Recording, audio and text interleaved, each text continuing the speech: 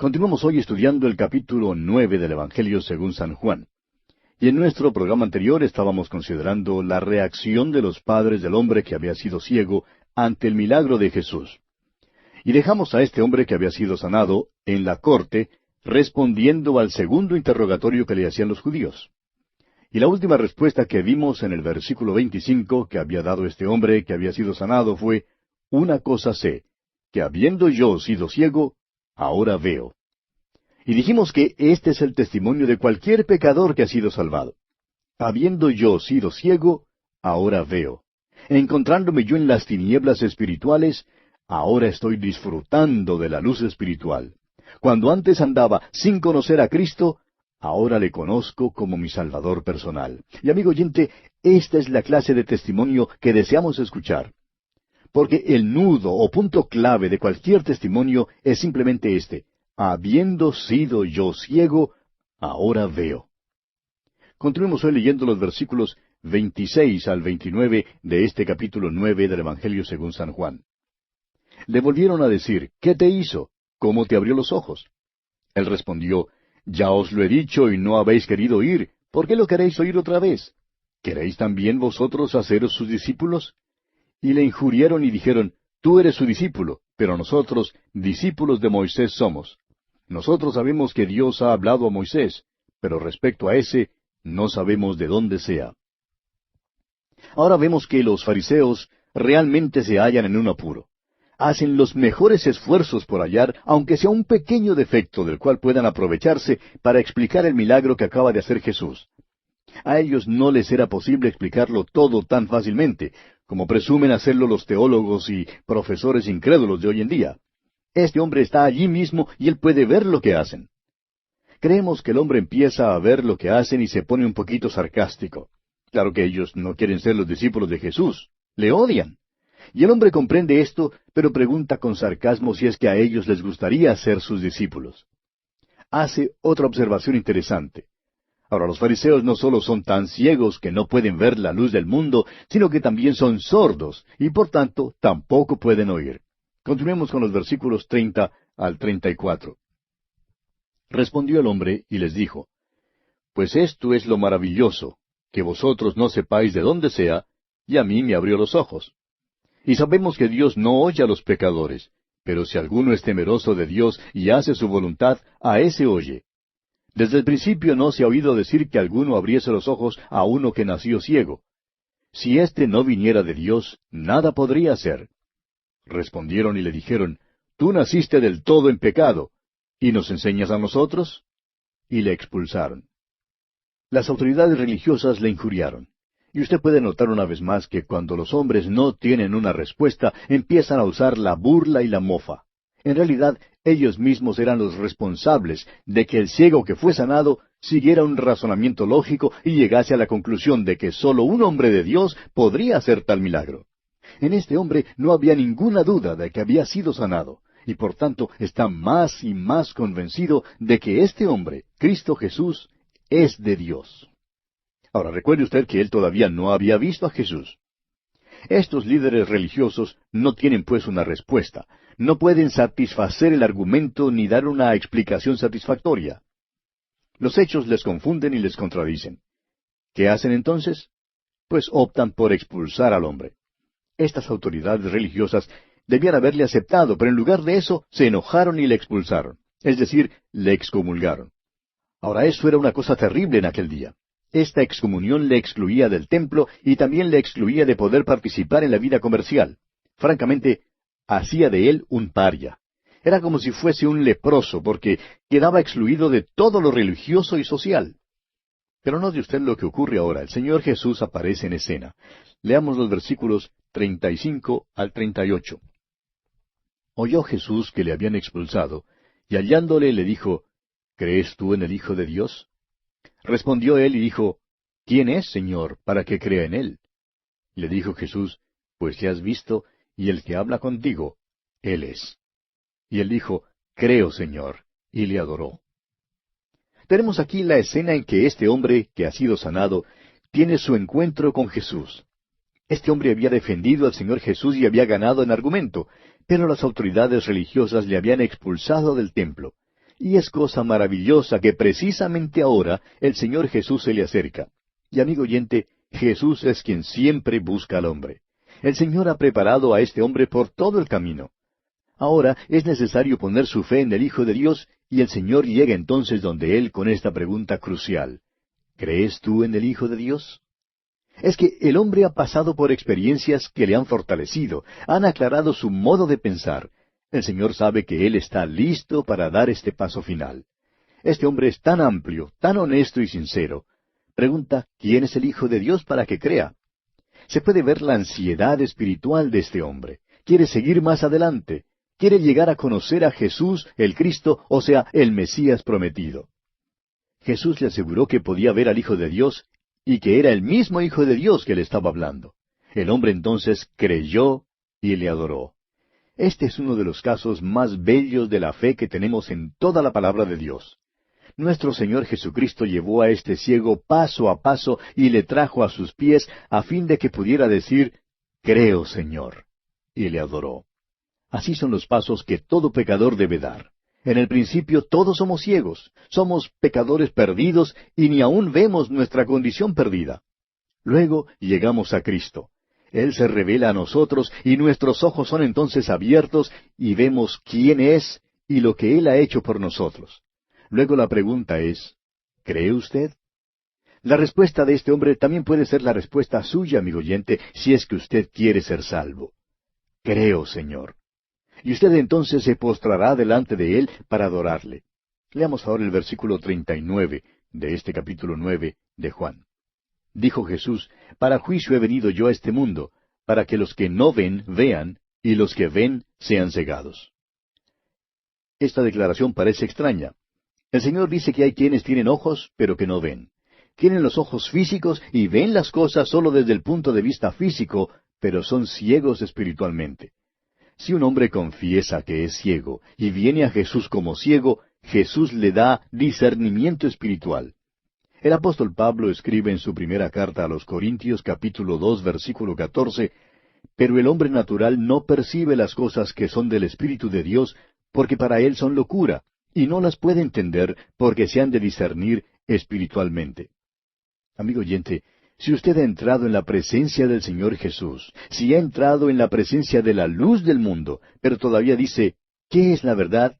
O simplemente, no veo que Él sea mi Salvador, o simplemente no comprendo de lo que se trata, entonces usted no ve. Todavía es ciego espiritualmente. Los fariseos tenían ojos, creían que veían, eran hombres religiosos y celosos, pero continuaban siendo ciegos. Los paganos están perdidos, están en las tinieblas. Sin embargo, el Señor lleva a cada hombre por una serie de pasos.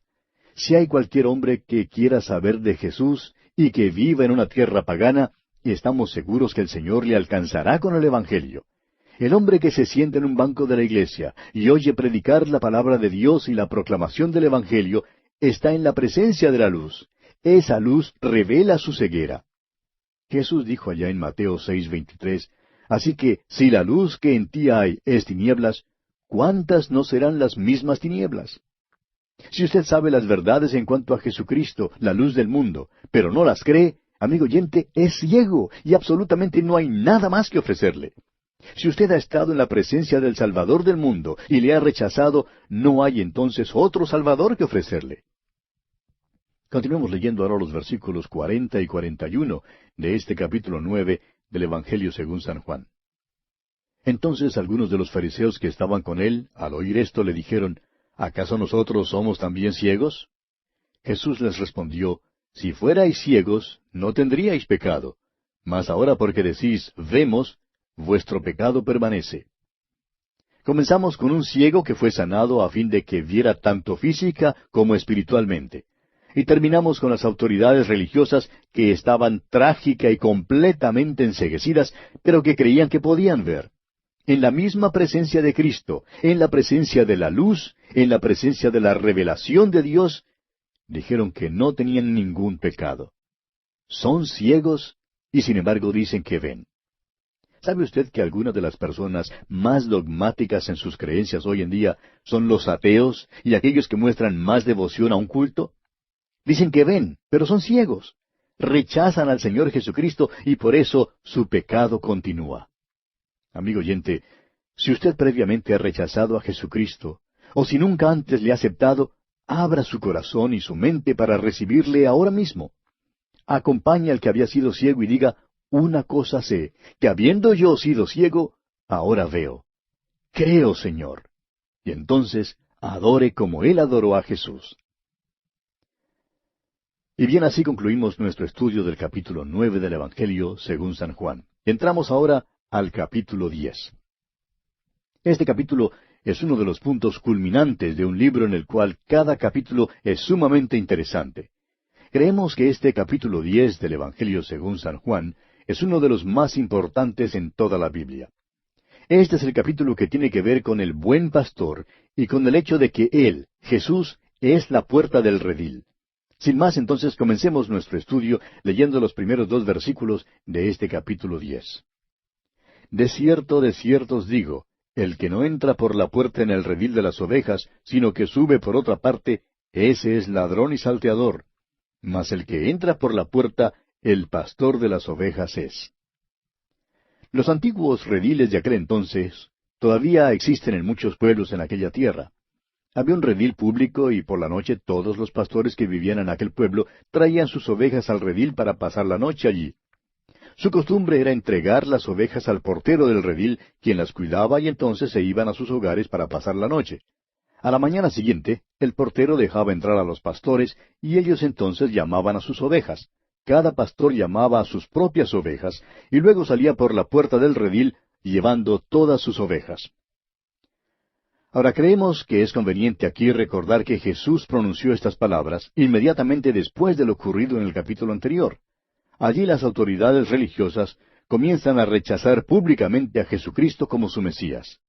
Excomulgan del templo al ciego sanado por Jesús por su fe en Él, y por último preguntan si Jesús les está acusando de ser ciegos. Jesús establece sin lugar a dudas el hecho de que son ciegos en cuanto a lo espiritual. Y ahora, con este discurso sobre la puerta del redil, presenta sus credenciales que lo identifican como el Mesías, el Hijo de Dios. El redil aquí representa a la nación de Israel. Jesús les está diciendo que Él entró por la puerta. Sigue diciendo que cualquiera que no entre por la puerta, sino que suba por otra parte, es un ladrón y salteador. Y esta es una alegación grande que Jesús hace aquí en cuanto a sí mismo. Él dijo que había entrado por la puerta, que había entrado legalmente, que entró en cumplimiento de las profecías del Antiguo Testamento. Entró según lo establecido por la ley. Como lo dice el apóstol Pablo en su carta a los Gálatas capítulo 4, versículo 4, donde dice, «Pero cuando vino el cumplimiento del tiempo, Dios envió a su Hijo, nacido de mujer y nacido bajo la ley». Jesús entró por el linaje de David conforme a la profecía. Nació en Belén conforme a la profecía. No solo era del linaje de David, sino que también fue nacido de una virgen conforme a la profecía de Isaías en el capítulo 7, versículo 14. En el tiempo que nació, era una vara del tronco de Isaí, conforme lo encontramos en Isaías 11:1. Ahora esto es interesante. En aquellos tiempos, el linaje real de David había bajado al mismo nivel del campesino. No había más majestad real. Isaí también había sido un campesino en Belén. El hecho es que criaba ovejas. Su hijo David fue ungido y por tanto ese linaje llegó a ser el linaje real. Pero cuando nació el Señor Jesús, era simplemente una vara del tronco de Isaí. Era simplemente un carpintero y hasta llevó la ropa de carpintero. Con cuánta precisión se cumplieron todas las profecías, amigo oyente. Y luego vino conforme a la ley mosaica. Le llevaron al templo cuando tenía 8 días. Vez tras vez, Jesucristo aclaró que no había venido para destruir la ley, sino para cumplirla. Él era el Mesías y así había entrado por la puerta. Ningún otro podía tener las credenciales que él tenía. Cualquier otro habría sido ladrón y salteador y habría tenido que subir por otra parte y no hubiera podido presentar credencial alguna. Y es precisamente en esta área que los líderes religiosos lo acusaban. Ellos no creían que él tenía las credenciales como para ser el Mesías. Por eso Jesús les dice en el versículo 25 de este capítulo 10, «Os lo he dicho y no creéis. Las obras que yo hago en nombre de mi Padre, ellas dan testimonio de mí». Continuamos ahora leyendo el versículo 3 de este capítulo 10 de Juan. «A éste abre el portero, y las ovejas oyen su voz, y a sus ovejas llama por nombre y las saca. El portero aquí es el Espíritu Santo. El Espíritu de Dios vino sobre él, y todo lo que hacía lo hacía mediante el poder del Espíritu de Dios. El Espíritu Santo sabía que él tenía las credenciales que eran necesarias, y por eso le dejó entrar en la nación de Israel para llamar a las ovejas del redil. Y las ovejas oyen su voz. Sus ovejas han respondido. Esto se relaciona con el capítulo anterior. Esos líderes religiosos eran ciegos espiritual y físicamente, y además eran sordos. Ni siquiera oyen su voz. Pero él llama a los suyos por nombre y los saca. El ciego, por ejemplo, le oyó llamar. Simón oyó llamar su nombre y Jesús le cambió el nombre por el de Pedro, que quiere decir piedra. Llamó a Santiago, a Juan, a Natanael y a Felipe. Se paró bajo un árbol sicómoro allá en Jericó y llamó a Zaqueo. Llamó, pues, a sus ovejas por nombre. Y quisiéramos insertar aquí que nosotros creemos que cuando el Señor llame a los suyos del mundo durante el arrebatamiento o rapto de su iglesia, los muertos en Cristo serán levantados y nosotros que vivimos seremos arrebatados juntamente con ellos en las nubes para recibir al Señor en el aire. Creemos que entonces llamará por nombre a cada creyente. Creo que le oiré decir personalmente mi propio nombre, y eso será maravilloso, amigo oyente, porque Él conoce mi nombre, y me llamará en aquel entonces. Y si usted, amigo oyente, cree en Él, también a usted le llamará, y usted le oirá decir su propio nombre. Jesús, pues, saca las ovejas del redil, de la nación de Israel, del judaísmo. Aquí los líderes religiosos ya habían expulsado al ciego del templo, y Jesús va a sacar entonces esta oveja del judaísmo. Leamos el versículo 4 de este capítulo 10 de Juan. Y cuando ha sacado fuera todas las propias, va delante de ellas, y las ovejas le siguen porque conocen su voz. No solamente llama a sus ovejas por nombre, sino que también las saca. Ahora, en ese tiempo no marcaban a las ovejas con hierro candente. El pastor llamaba a las ovejas y las ovejas conocían su voz. El pastor las sacaba y ellas le seguían. Asimismo, sus ovejas le seguirán porque conocen su voz. Es una cosa maravillosa saber hoy en día que cuando se predica la palabra de Dios, Jesús está llamando a sus ovejas. El Espíritu de Dios es el portero que abre los corazones y las ovejas oyen. Por eso mismo nos gusta la transmisión por radio, porque las ovejas están esparcidas por muchas partes, pero oyen. Recibimos muchas cartas informándonos de lo siguiente: oí y creí. Amigo oyente, Él sacará a sus ovejas de algún sistema legal o quizá hasta de una iglesia, y ellas le seguirán. Permítanos decir que no es posible engañar permanentemente a las ovejas de Dios. Es verdad que la oveja por un tiempo puede meterse en alguna secta falsa o en algún ismo, pero la oveja conocerá la voz del pastor. Desafortunadamente hay demasiados predicadores hoy en día que tienen miedo. Sí, señor, miedo de declararse a favor de la verdad. Sin embargo, donde quiera que la palabra de Dios sea fielmente predicada y enseñada, las ovejas la oirán. Podemos confiar en eso porque nuestro Señor dijo allá en el versículo 27 de este mismo capítulo 10, mis ovejas oyen mi voz. Continuemos ahora leyendo los versículos 5 y 6 de este capítulo 10 de Juan. Mas al extraño no seguirán, sino huirán de él, porque no conocen la voz de los extraños. Esta alegoría les dijo Jesús, pero ellos no entendieron qué era lo que les decía. Creemos que es posible engañar al pueblo de Dios algunas veces, pero no creemos que es posible engañarlo todo el tiempo. Por un tiempo, las ovejas de Dios pueden creer que le oyen, pero con el tiempo descubren que no han estado oyéndole, y entonces se vuelven a la enseñanza de la palabra de Dios porque conocen a su pastor. Es asombroso, amigo oyente. Ahora, el motivo por el cual algunas ovejas no oyen su voz es porque no son sus ovejas. Pero en donde quiera que hallemos a los que escuchan la palabra de Dios, podemos saber que son sus ovejas y da gusto saber que somos los hijos de Dios. Ahora es de notar que en algunas versiones de la Biblia encontramos la palabra parábola aquí en el versículo 6. La palabra griega para parábola es parabole, y la palabra en este versículo es paroimia, que realmente significa alegoría. Y aquí quisiéramos señalar que el Evangelio de Juan no registra ninguna de las parábolas de nuestro Señor Jesucristo. Registra las metáforas y las alegorías tales como yo soy la luz del mundo y yo soy el pan de vida. Estas no son parábolas, sino realidades. Son figuras para dejarnos saber algo acerca de Dios. Tienen por objeto darnos luz sobre la materia para que veamos, y veremos, a menos que seamos ciegos como eran estos líderes religiosos. Por tanto, debe leerse así aquí. Esta alegoría, les dijo Jesús, así como la versión de Reina Valera la traduce. Pero vemos aquí que aún así los líderes religiosos no comprendieron lo que Él les decía.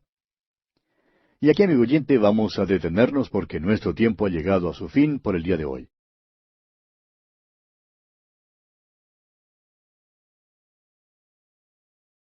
Continuamos hoy estudiando el capítulo 10 del Evangelio según San Juan. Y en nuestro programa anterior estábamos hablando de la alegoría que hizo el Señor Jesús al redil, contenida en los primeros 6 versículos de este capítulo 10 de Juan. Y terminamos diciendo que en algunas versiones de la Biblia encontramos la palabra parábola aquí en el versículo 6. La palabra griega para parábola es parábole, y la palabra en este versículo es paroimía, que realmente significa alegoría. Señalamos también que el Evangelio de Juan no registra ninguna de las parábolas de nuestro Señor. Registra las metáforas y las alegorías, tales como yo soy la luz del mundo y yo soy el pan de vida. Y dijimos que estas no son parábolas, sino realidades. Son figuras para dejarnos saber algo acerca de Dios, y tienen por objeto darnos luz sobre la materia para que veamos. Y veremos, a menos que seamos ciegos como eran estos líderes religiosos. Por tanto, debe leerse así aquí. Esta alegoría les dijo Jesús, así como la versión Reina Valera la traduce. Pero vemos aquí que aún así los líderes religiosos no comprendieron lo que Jesús les decía. Allá en el capítulo 13 del Evangelio según San Mateo, versículo 9, el Señor Jesucristo dijo, El que tiene oídos para oír, oiga. Es posible tener oídos y sin embargo no oír, amigo oyente. Ellos le oyen, esto es seguro, pero no le oyen como palabra de Dios. Esto es lo importante. Amigo oyente, ¿cómo le oye usted? Es de esta misma diferencia en el oír a la cual nuestro Señor se refirió cuando citó del profeta Isaías allá en el capítulo 13 de Mateo, versículo 14, diciendo, De oído oiréis y no entenderéis, y viendo veréis y no percibiréis. Hasta aquí pues hemos hablado de la puerta del redil. Hablemos ahora de la puerta de las ovejas. Leamos los versículos 7 y 8 de este capítulo 10 de San Juan. Volvió pues Jesús a decirles, de cierto os digo, yo soy la puerta de las ovejas. Todos los que antes de mí vinieron, ladrones son y salteadores, pero no los oyeron las ovejas. Aquí Jesús da otra alegoría.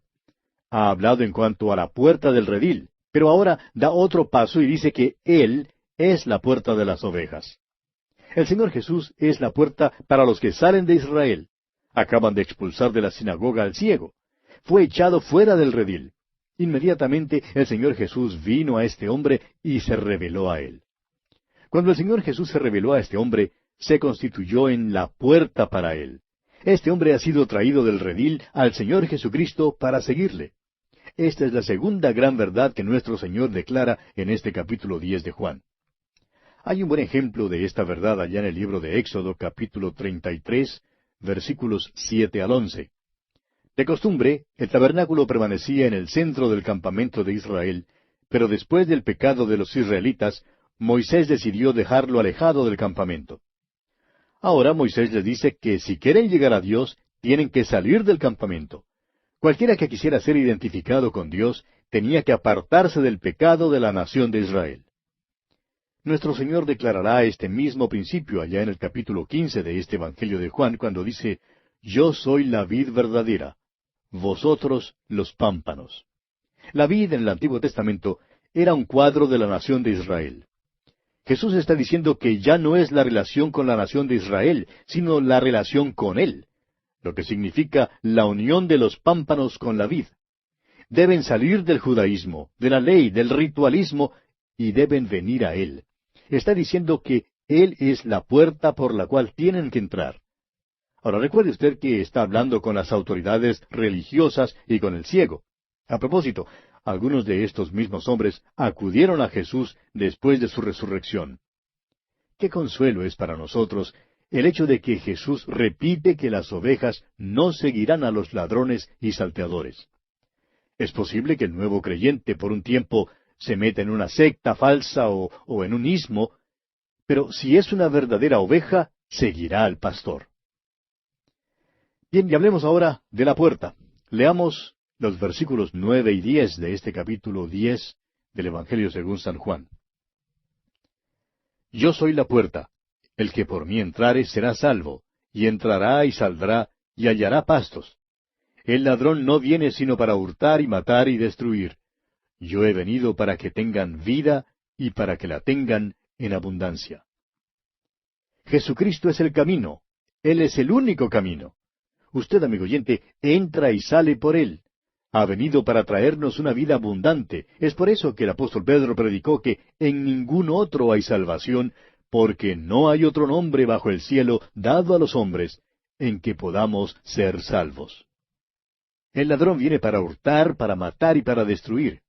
Y creemos que esta es una buena prueba que se puede aplicar a una iglesia u organización o programa radial que se diga ser evangélico. ¿Se está enriqueciendo alguien de esto? Jesús, amigo oyente, vino a salvar a los pecadores, vino para darnos vida, una vida abundante. Hagamos ahora un breve repaso de este pasaje. En el versículo 1 encontramos la puerta del redil. El redil es la nación de Israel. Jesús saca a sus ovejas del judaísmo, del dominio de la ley. En el versículo 7 tenemos la puerta de las ovejas. Jesús es la puerta para los que salen del judaísmo. Por ejemplo, el ciego no tuvo a dónde ir después de la excomunión. En el capítulo 2 de los Hechos, versículo 40, leemos, «Sed salvos de esta perversa generación». Ahora, en el versículo 9, aquí en Juan capítulo 14, tenemos la puerta misma. Él es la puerta de la salvación, tanto para el judío como para el gentil. En el capítulo 14 de este Evangelio de Juan, versículo 6, Jesús dice, «Yo soy el camino, y la verdad, y la vida. Nadie viene al Padre, sino por mí». Él es el camino hacia adentro. Él es el camino hacia el Padre. Él es la puerta de la salvación. Y llegamos ahora al cuarto punto de este mensaje de Jesús. El buen pastor. Leamos los versículos 11 hasta el 13 de este capítulo 10 de Juan. Yo soy el buen pastor. El buen pastor su vida da por las ovejas. Mas el asalariado, y que no es el pastor, de quien no son propias las ovejas, ve venir al lobo y deja las ovejas y huye, y el lobo arrebata las ovejas y las dispersa. Así que el asalariado huye porque es asalariado, y no le importan las ovejas. Ahora, ¿cómo es posible que Jesús sea la puerta y el pastor al mismo tiempo? Bueno, no había puertas como las que tenemos en las casas hoy en día, ni tenían candado para guardar el redil. El hombre que lo guardaba dormía atravesado en la puerta, de modo que él mismo era la puerta.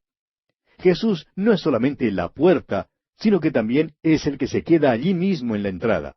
Él es la puerta que conduce a la vida eterna, y también es el que protege a los suyos. Jesús también es llamado el Cordero de Dios. Ahora, ¿cómo puede ser el Cordero de Dios y al mismo tiempo el buen pastor? Bueno, esto puede parecer una metáfora mixta, pero es una de las verdades más gloriosas en las Escrituras.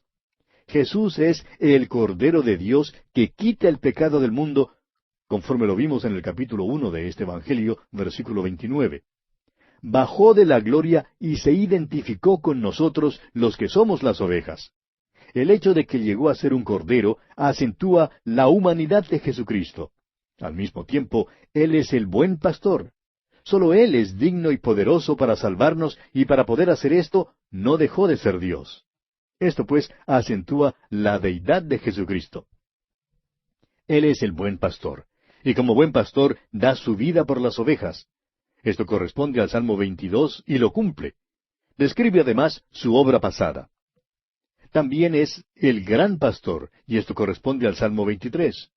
Como dice el escritor a los Hebreos en el capítulo 13 de su carta, versículos 20 y 21, «Y el Dios de paz que resucitó de los muertos a nuestro Señor Jesucristo, el gran pastor de las ovejas, por la sangre del pacto eterno, os haga aptos en toda buena obra, para que hagáis su voluntad, haciendo Él en vosotros lo que es agradable delante de Él por Jesucristo, al cual sea la gloria por los siglos de los siglos. Amén. Su obra hoy es vigilar o cuidar a sus ovejas. Ahora también, Él es el príncipe de los pastores, y esto corresponde al Salmo 24. El apóstol Pedro, escribiendo en su primera carta, capítulo 5, versículo 4, dice, «Y cuando aparezca el príncipe de los pastores, vosotros recibiréis la corona incorruptible de gloria». Cuando Él venga otra vez, amigo oyente, cuando aparezca el príncipe de los pastores, usted recibirá una corona de gloria. El asalariado no se preocupa por cuidar las ovejas. Los fundadores de las otras religiones del mundo hicieron muy poco por sus seguidores. Los líderes de sectas religiosas modernas realmente se están enriqueciendo a costa de sus seguidores. Pero el pastor, el verdadero pastor, da su vida por las ovejas y las protege. Leamos ahora los versículos 14 y 15 de este capítulo 10 del Evangelio según San Juan. Dice el Señor, «Yo soy el buen pastor, y conozco mis ovejas, y las mías me conocen, así como el Padre me conoce, y yo conozco al Padre, y pongo mi vida por las ovejas». Tenemos aquí una maravillosa relación. El apóstol Pablo escribió las siguientes palabras en su carta a los Filipenses capítulo 3 y versículo 10. «A fin de conocerle y el poder de su resurrección». Conocerle, amigo oyente, es amarle, y Él conoce las ovejas. Uno debe leer lo que Dios dice en cuanto a los pastores, por medio del mensaje de Ezequiel, allá en el capítulo 34 de su profecía. Ahora fíjese usted que esta es la tercera vez que Jesús dice que sus ovejas le conocen. Conocer a Jesucristo, amigo oyente, es lo de mayor importancia. Todo lo demás llega a ser cosa secundaria. Por eso mismo hemos dejado de disputar en cuanto a pequeños detalles. Vamos a dejar de disputar en cuanto a la religión y en cuanto a los detalles. Lo importante, amigo oyente, lo verdaderamente importante es conocer a Jesucristo. ¿Le conoce usted? ¿Conoce su voz y oye al pastor? No hay ningún pastor como este. David arriesgó su vida para salvar a sus ovejas de un oso y de un león. Pero el hijo de David muere por sus ovejas. Fue a la cruz por sus ovejas y después las trae a la cruz para que sean salvas. Continuemos ahora con el versículo 16. También tengo otras ovejas que no son de este redil. Aquellas también debo traer y oirán mi voz, y habrá un rebaño y un pastor. Hay otras ovejas, las cuales no son de este redil, dice el Señor. Aquel redil era Israel. Pero estas otras también oirán su voz, y habrá entonces un solo rebaño y un solo pastor.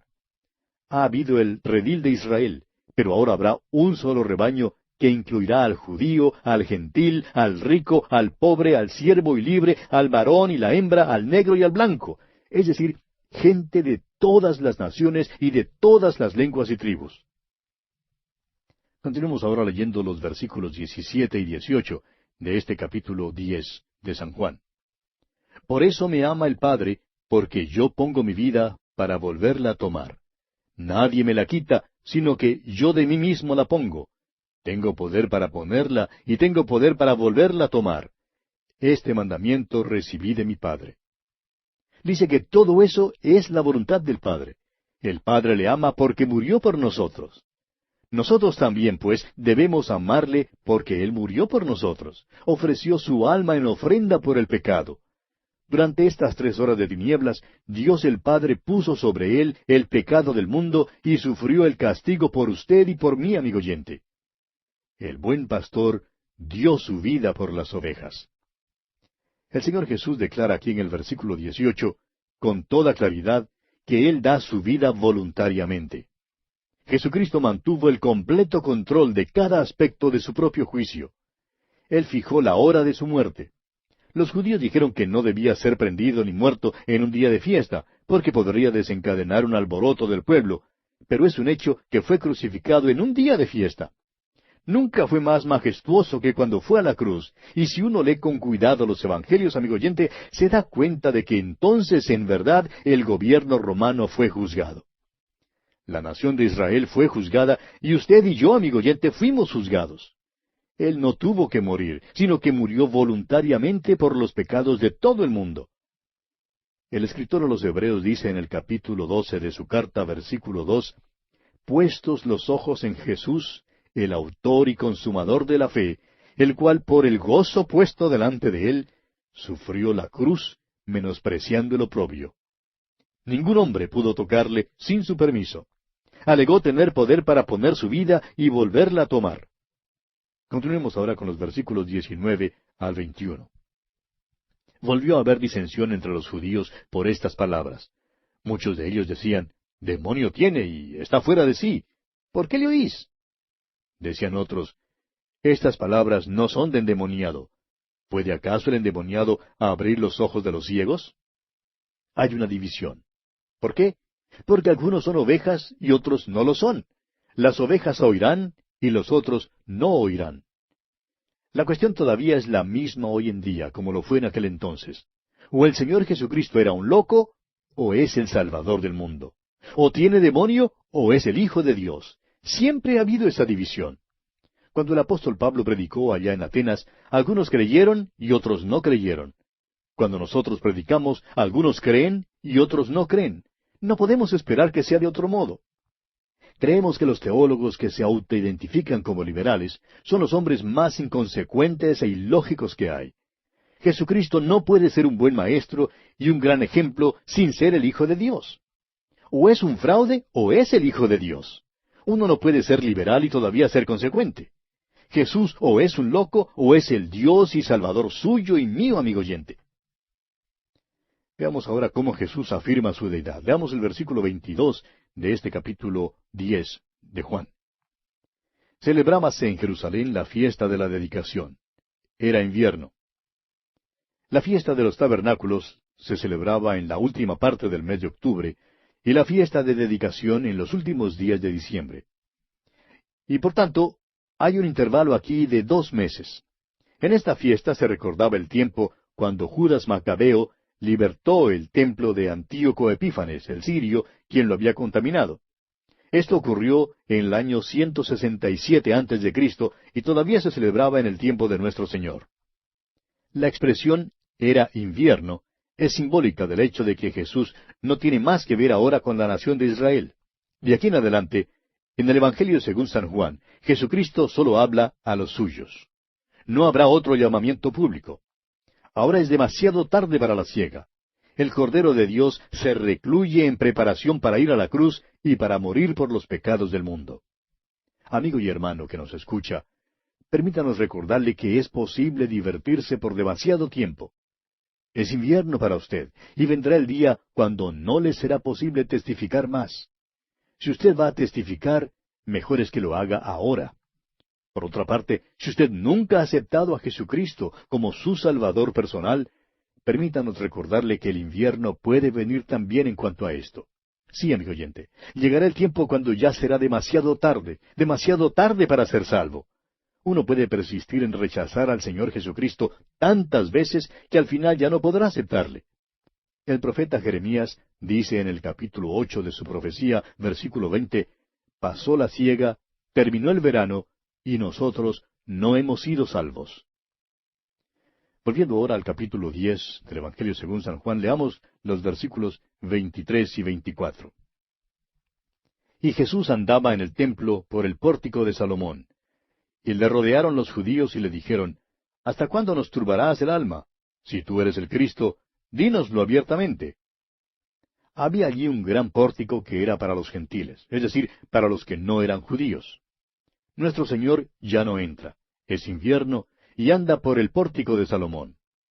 Jesús había puesto su identidad de manifiesto con suma claridad, y aquellos que le aceptaron comprendieron que Él era el Mesías, el Cristo. Recuerde usted que Andrés le había dicho a su hermano que había encontrado al Mesías. Natanael le reconoció como el Hijo de Dios, el Rey de Israel. La mujer samaritana, por su parte, comprendió quién era, y también el ciego aquí. Pero estos líderes religiosos, con sus preguntas sutiles, realmente tratan de culpar a Jesús.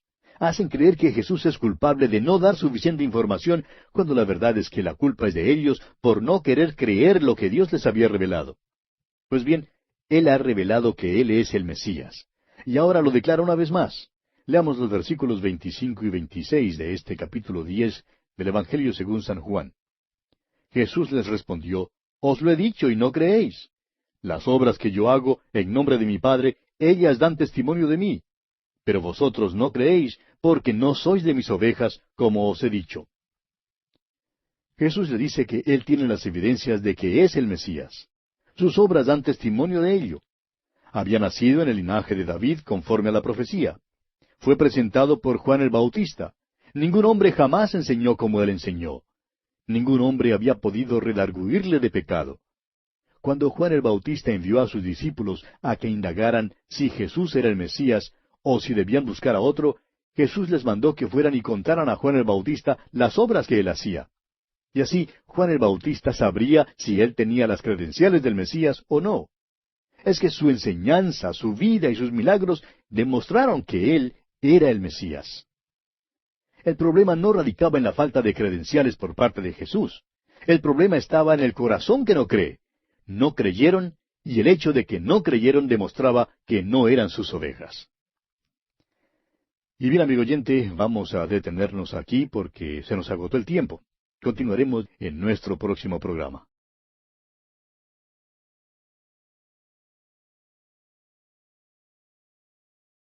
Continuamos hoy estudiando el capítulo 10 del Evangelio según San Juan.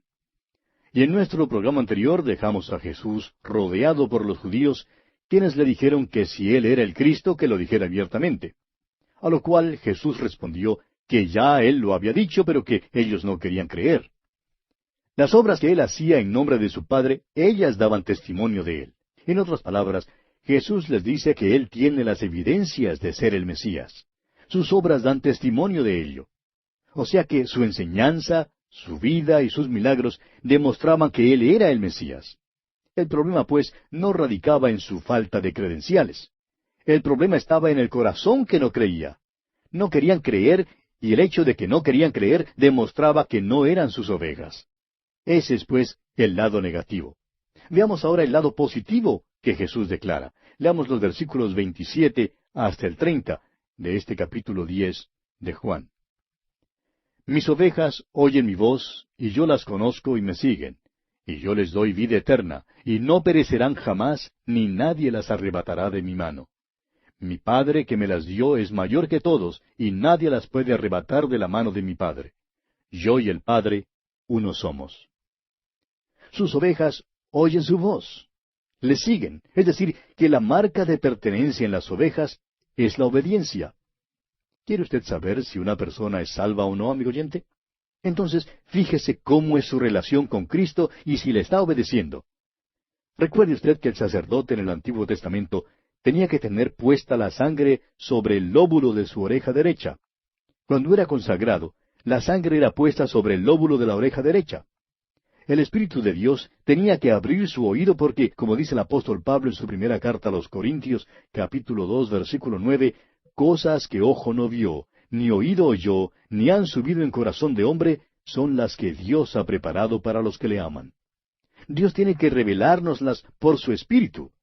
Nosotros también tenemos que tener puesta la sangre sobre el lóbulo de la oreja derecha. En Proverbios 20:12 leemos, el oído que oye y el ojo que ve, ambas cosas igualmente ha hecho Jehová. El Señor dice aquí en el versículo 27, y yo las conozco. Y me alegro de que alguien me conozca. A veces, amigo oyente, me entienden mal y tengo que explicarme. Pero nunca me es necesario explicarme con Jesús, porque Él siempre me comprende, me conoce. Luego dice, y me siguen. Creemos en la seguridad eterna del creyente y en la inseguridad de los que profesan ser creyentes, pero que no lo son. Y me siguen, dice el Señor. Y así de simple es. Si el pastor llamara por la mañana y comenzara a caminar por la colina hacia arriba, y si de unas 500 ovejas en el redil 100 salieran y le siguieran, tendríamos que llegar a la conclusión de que esas 100 ovejas eran sus ovejas. Y también llegaríamos a la conclusión de que las otras 400 no eran sus ovejas. El Señor dice luego, y yo les doy vida eterna, y no perecerán jamás. Amigo oyente, cuando Él les da vida eterna, eso quiere decir que no la pueden ganar ni pueden trabajar para obtenerla. Es gratuita, es vida eterna, es para siempre. No podrían ser sus ovejas si la vida no durara para siempre. Las ovejas pueden hallarse en peligro, pero el pastor proveerá. pueden estar esparcidas, pero Él las juntará de nuevo. Nunca perecerán. Ahora, ¿pueden descarriarse? Sí, pueden descarriarse. Pero, ¿perecerán? No. Las ovejas pueden meterse en el chiquero, pero nunca ha habido oveja que se quede en el chiquero. Las ovejas y los cerdos no viven juntos, amigo oyente. La oveja siempre es oveja. Nadie la arrebatará de la mano del Salvador. Ningún enemigo, ningún hombre, ningún ser creado puede arrebatarlas de su mano. Y esto, amigo oyente, es maravilloso. Cierta vez alguien argumentaba que uno mismo puede saltar y salir de su mano porque somos libres agentes morales.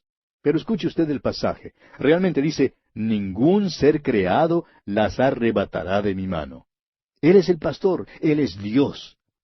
Si usted cree que puede saltar para salirse, el Padre cierra las manos y usted no puede salir. Hermano que me escucha, Dios le tiene a usted en su mano y no puede salir de ella. Ambas manos son las manos de la Deidad. Ningún ser creado puede arrebatar las ovejas de su mano. Hace muchos años, un ranchero en el estado de Texas, en Estados Unidos, contaba acerca de sus ovejas y decía que tenía 2,000 ovejas y que era necesario que alguien las vigilara todo el tiempo. Si 2 ovejitas pasaban al otro lado de una colina y se alejaban del rebaño, se perdían porque no pueden encontrar su camino de regreso al rebaño por sí mismas. La única manera en que pueden estar seguras es que el pastor esté allí con ellas.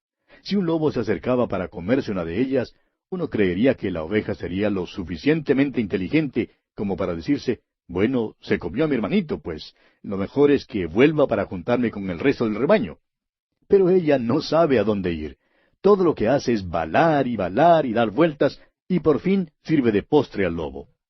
Una oveja de por sí es torpe. No tiene ninguna manera de defenderse, no puede huir del peligro. Si una oveja está segura, no es porque es viva ni inteligente, sino porque tiene un buen pastor. Amigo oyente, permítanos decirle que Jesús nos da vida eterna y nunca pereceremos. Alguien podrá acusarnos de jactancia, pero no, amigo oyente, no nos estamos jactando, estamos jactándonos de nuestro pastor. Tenemos un pastor maravilloso.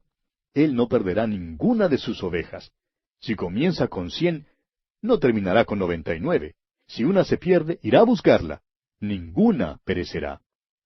Luego dice que Él y el Padre son uno. Y aquí alega ser Dios otra vez. Leamos los versículos siguientes, versículos 31 al 33 de este capítulo 10 de Juan. Entonces los judíos volvieron a tomar piedras para apedrearle. Jesús les respondió, Muchas buenas obras os he mostrado de mi Padre. ¿Por cuál de ellas me apedreáis? Le respondieron los judíos diciendo, Por buena obra no te apedreamos, sino por la blasfemia, porque tú, siendo hombre, te haces Dios. Hay una cosa que es segura.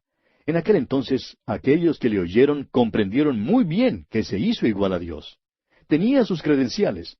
No había ninguna manera para negar los milagros. Sanó a miles de enfermos y no se podía negar la evidencia. Ahora le acusan de blasfemia, le acusan de llamarse Dios. ¿Y sabe usted, amigo oyente, que eso es exactamente lo que hacía? Continuemos ahora con los versículos 34 al 38. Jesús les respondió, ¿No está escrito en vuestra ley, yo dije, dioses sois? Si llamó dioses a aquellos a quienes vino la palabra de Dios, y la Escritura no puede ser quebrantada, al que el Padre santificó y envió al mundo, vosotros decís, tú blasfemas, porque dije, Hijo de Dios soy. Si no hago las obras de mi Padre, no me creáis. Mas si las hago, aunque no me creáis a mí, creed a las obras, para que conozcáis y creáis que el Padre está en mí, y yo en el Padre. La acusación que ellos lanzaron era que Él, siendo un hombre, se hacía Dios. Jesús entonces les cita el Salmo 82, versículo 6, donde dice, Yo dije, vosotros sois dioses, y todos vosotros hijos del Altísimo. Los hombres son llamados para ser los hijos de Dios, pero Jesús es único en que Él es el hombre al que el Padre santificó, ha sido consagrado. Es diferente de cualquier otro en el mundo, porque fue enviado al mundo con una misión. Él está en el Padre y el Padre está en Él. Veamos ahora los versículos 39 al 42 de este capítulo 10 de Juan. Procuraron otra vez prenderle, pero Él se escapó de sus manos, y se fue de nuevo al otro lado del Jordán, al lugar donde primero había estado bautizando Juan, y se quedó allí. Y muchos venían a él y decían, Juan a la verdad ninguna señal hizo, pero todo lo que Juan dijo de éste era verdad. Y muchos creyeron en él allí. Juan el Bautista no hizo milagros. Dio un verdadero testimonio del Mesías. Jesús es el Mesías, el Cristo. Él es el que había de venir. ¿Qué pensáis del Cristo? Esta es la manera de comprobar la posición suya. Uno no puede estar en lo correcto en cuanto a lo demás, a menos que primero esté en lo correcto en su manera de pensar acerca de Jesús. ¿Qué pensáis del Cristo? Si usted, oyente amigo, es su oveja, entonces oirá su voz. Pero si no es su oveja, no le oirá, sino que la voz de Jesús será ahogada en la confusión de voces que le hablan a usted. A sus ovejas les es posible oír al Hijo de Dios. Y bien, así concluimos nuestro estudio del capítulo 10 del Evangelio según San Juan. Y llegamos ahora al capítulo 11. En este capítulo, Jesús resucita a Lázaro de los muertos en Betania. Quisiéramos pausar aquí por un momento para considerar el propósito del Evangelio según San Juan. En los primeros 10 capítulos, Cristo se ha estado revelando a un círculo que cada vez es mayor. Comenzó allá en las bodas de Caná, donde se congregaron algunos convidados y sus discípulos. Y al describir el resultado de ese primer milagro de Jesús, las Escrituras dicen que sus discípulos creyeron en él. Al final, en la fiesta de los tabernáculos y en la fiesta de dedicación, la nación entera estaba delante de él. Allí Jesús se presentó a la nación, pero fue rechazado por todos. Rechazaron sus obras allá en el capítulo 5 de este Evangelio, versículo 16. Rechazaron sus palabras en el capítulo 8, versículos 58 y 59. Y vimos aquí en el capítulo 10 que acabamos de estudiar, en los versículos 30 y 31, que rechazaron su persona. Este capítulo es como una especie de intermedio en el relato que hace el evangelista. El ministerio público de Jesucristo ha llegado a su conclusión, y ahora Jesús se retira a un ministerio particular.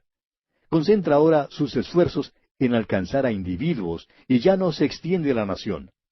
Los eventos aquí tienen lugar en la fiesta de dedicación y la Pascua durante algún tiempo entre los meses de diciembre y abril. Para nosotros, el estudio del Evangelio de Juan es como subir a un monte y cada capítulo nos eleva un poquito más que el anterior. Recuerde usted que Juan nos ha dicho el motivo por el cual escribió este Evangelio. Allá en el capítulo 20, versículos 30 y 31, él dice, hizo además Jesús muchas otras señales en presencia de sus discípulos, las cuales no están escritas en este libro. Pero éstas se han escrito para que creáis que Jesús es el Cristo, el Hijo de Dios, y para que creyendo tengáis vida en su nombre. Los judíos rehusaron creer que Jesús fuese el Hijo de Dios. Y Jesús entonces les pidió que creyeran las obras que hacía para que así se dieran cuenta. Por tanto, nosotros hacemos la pregunta suprema. ¿Tiene Cristo el poder para levantar a los muertos? La pregunta de mayor importancia en cualquier religión es en cuanto a la muerte. Hay preguntas que tienen que ver con esta vida, pero el gran misterio es la muerte. La vida también es un gran misterio, pero la vida quedaría prácticamente sin sentido si no hubiese una resurrección de los muertos. La pregunta entonces que hay que hacerle a cualquier religión es si tiene poder sobre la muerte. Muchos tratan de descartar lo milagroso de las Escrituras, incluyendo la resurrección corporal. Son como el hombre que come pescado, pero rehusando creer que el pescado tenga huesos. Ahora bien, puede ignorar los huesos, pero se hallará en apuros y hasta puede ahogarse debido a estos huesos.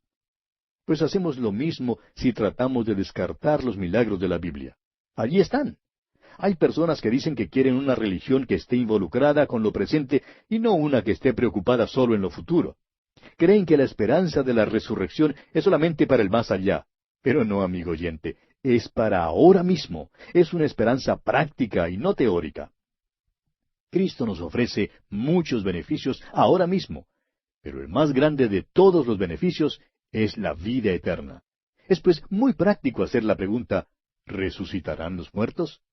La vida aquí es tan corta. Cualquiera que haya perdido un ser amado sabe que la esperanza de la resurrección es algo muy práctico. Amigo oyente, si usted no tiene esta esperanza al pararse al lado de la tumba, es seguro que estará abrumado por la melancolía y la tristeza. Nos hemos dado cuenta que las sectas falsas y las religiones del día hacen toda clase de alardes, reclamos y pretensiones en cuanto a lo que ofrecen a sus adeptos, pero no hay ninguna de ellas que se ocupe en levantar a los muertos. Hay algunas sectas que han alegado que les es posible levantar a los muertos, pero nunca están dispuestos a exhibir el cuerpo, el corpus delicti. Cuando Jesús sanó a los enfermos, era el cuerpo que quedaba sanado. Cuando Jesús levantó a los muertos, fue el cuerpo el que fue levantado. Muchas religiones prometen mucho para el presente, pero nada para el futuro.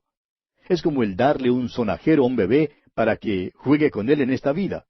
O es como el llevar a alguien en avión con un piloto novato que sabe cómo despegar y volar, pero que todavía no ha aprendido lo más difícil, cómo aterrizar. Amigo oyente, la gran esperanza de la fe cristiana es la resurrección de los muertos.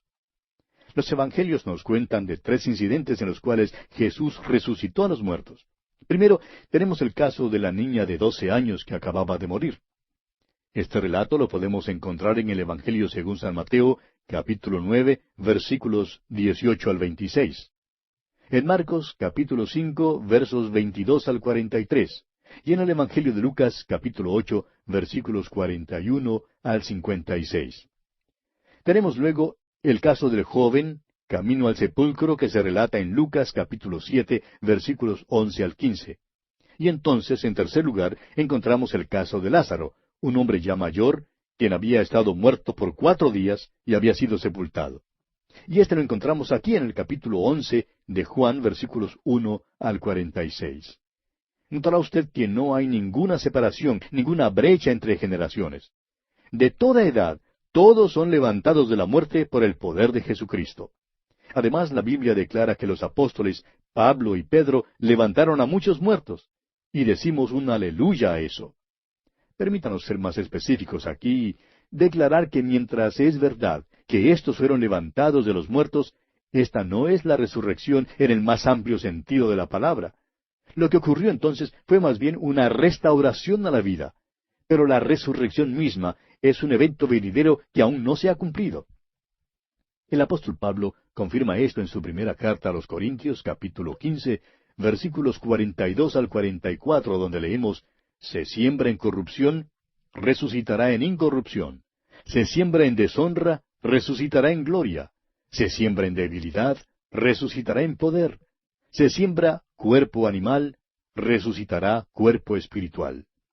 Estos fueron levantados de los muertos, pero a ninguno de ellos se les dio un cuerpo glorificado. Todos tuvieron que enfrentar una vez más la muerte. Cristo es las primicias, es decir, el primero de aquellos que duermen. La resurrección de Él es la única verdadera resurrección. Una vez más, el apóstol Pablo en su primera carta a los Corintios, capítulo 15, versículo 23, nos dice: Cristo las primicias, luego los que son de Cristo en su venida. Nuestro Señor utilizó una variedad de métodos para hacer sus milagros de sanidad, pero su método de levantar a los muertos siempre fue el mismo: hablarles. Les llamó y les habló como si le oyeran. Ahora, ¿sabe usted por qué hizo eso? Porque le oían, amigo oyente. Creemos que cuando Él vuelva con la voz de mando, con la voz de arcángel y trompeta de Dios, todos oiremos nuestros nombres porque nos llamará de los muertos. No nos queda ya mucho tiempo en este programa, pero comencemos leyendo los primeros 2 versículos de este capítulo 11. Estaba entonces enfermo uno llamado Lázaro de Betania, la aldea de María y de Marta su hermana. María, cuyo hermano Lázaro estaba enfermo, fue la que ungió al Señor con perfume y le enjugó los pies con sus cabellos. Es la aldea de María. Esto fue escrito alrededor del año 90 después de Cristo, y en aquel entonces todos sabían acerca de María, la que había ungido los pies de Jesús con nardo puro. La fragancia de aquel perfume todavía hay en el mundo. Jesús dijo que lo que ella hizo sería recordado donde quiera que fuera predicado el Evangelio. Opinamos que hay muchos humildes que están quebrando sus vasos de alabastro de perfume de nardo puro y que tendrán más reconocimiento allá en el cielo que las cosas que reciben tanta publicidad acá en la tierra. Dios, amigo oyente, mira las cosas desde un punto de vista diferente al nuestro, y Él es el que ha de juzgar todas las cosas. Estos versículos, pues, establecen que estamos en la casa de Marta. Antes nuestro Señor Jesucristo ya había visitado allí. Quizás usted recuerda que en una de estas visitas Marta se había afanado y se había turbado con muchas cosas para tratar de servir al Señor. Y Jesús le había dicho que el sentarse a sus pies para aprender de Él era mucho mejor que el afanarse y turbarse con el servicio. Podríamos decir que esta era la aldea de María, pero que la casa era de Marta. Hay diferentes dones. Algunas mujeres tienen un maravilloso don en cuanto al hogar. Y hay quienes hablan hoy en día en cuanto a la liberación de las mujeres. Francamente, no conocemos a nadie que sea el mayor cacique en la casa que la esposa o la madre. Fíjese usted, le saca a usted de la cocina, no le permite abrir la nevera, le manda quitarse de la silla cuando quiere pasar con el aspirador, mantiene el mando sobre la cocina y el hogar. Este es el llamamiento de muchas mujeres cristianas.